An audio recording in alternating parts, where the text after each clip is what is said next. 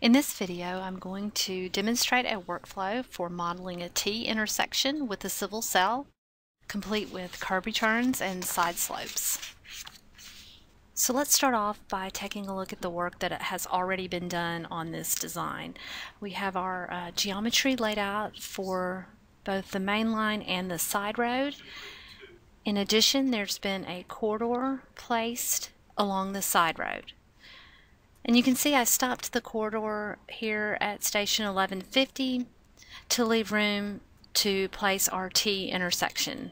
To begin with, I'll expand the Civilcells toolbox in the Tasks menu and select the first icon, which is the Place Civilcell tool. This brings up our Place Civilcell dialog. You can see here that the Civilcell name shows the name of the active cell, and this is going to automatically default to the last Civilcell used. So we are going to use the basic T, but if that was not the one listed here, you would just click on the Browse button and navigate to the Civilcell that you wish to use. So I know that mine is in this T intersection DGNlib, and it's called Basic T. And you get a preview here of what it looks like. So I'll select OK and then follow the heads up prompts. So the first prompt asks me to locate my reference element number 1, which is the secondary road center line. So I'll zoom in and select this red line. My second reference element is the through road edge of pavement. So this will be the blue line here.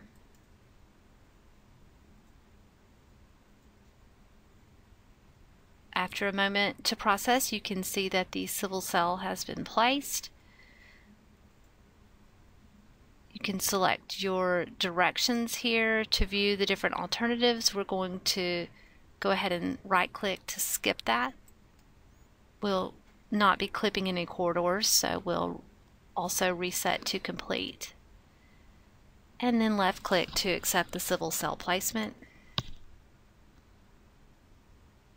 So now you can see that the entire Civilcell is placed. So what we need to do is a little cleanup in this area. So we're just going to select our template drop here.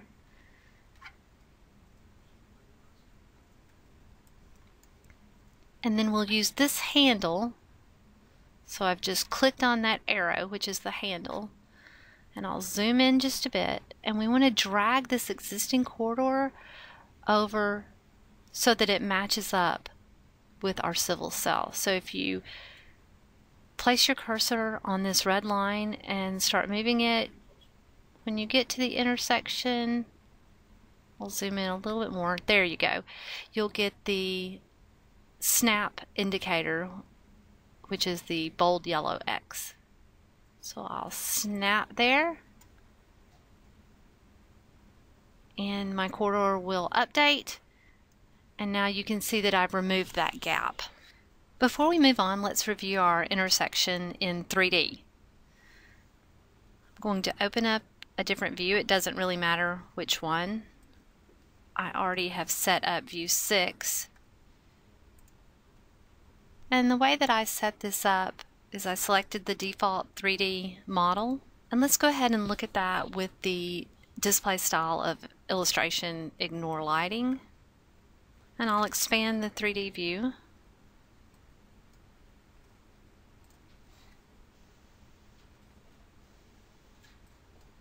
So if we rotate the view, you can get a good look at what the intersection looks like.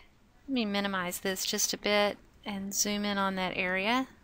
So our Civilcell is placed, but you can see, especially in the 3D view, that there is some cleanup that needs to be done here in the intersection. So let's take care of creating a smooth transition here between the side street and the main line. So those changes need to be made to the main line, which you can see is in a reference file called South Boulevard Imperial. So let's go ahead and open that.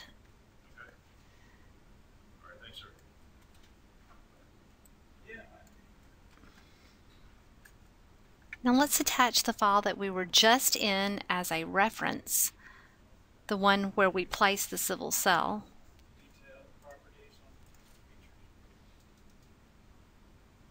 So the name of that file was North Street Intersection Imperial.dgn. Going to turn off the nesting for this and click OK.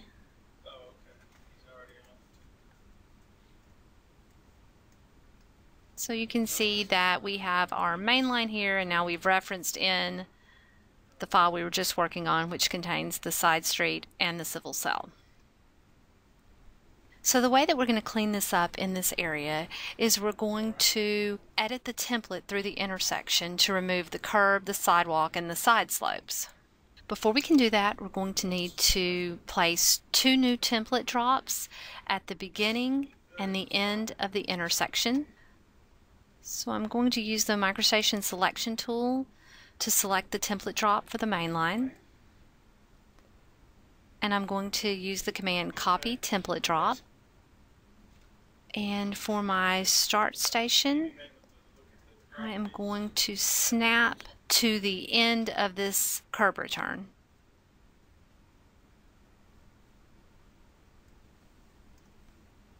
And for the end, we'll snap to the other end of the curb return.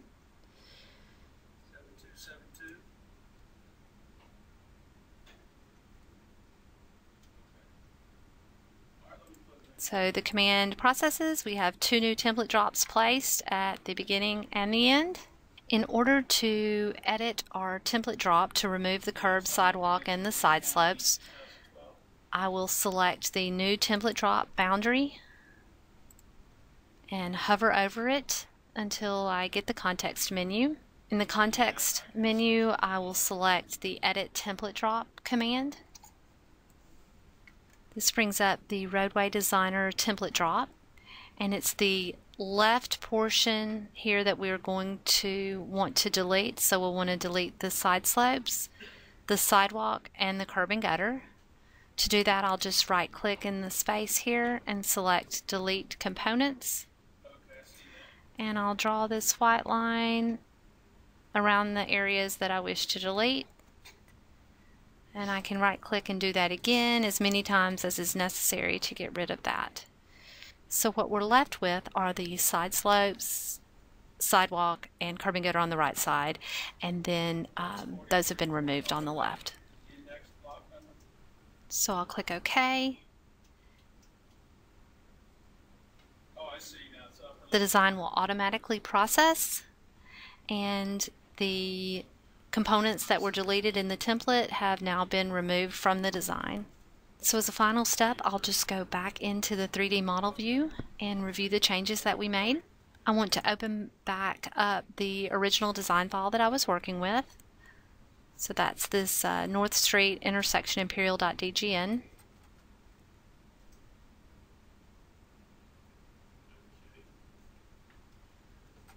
I'll go back into view 6 and maximize that view. And if you want, you can rotate this view to get a better look at the transition and how it's occurring. So as a result, we now have a nice looking design here with our main line and our Civilcell and our side street corridor all transitioning from one to the other smoothly.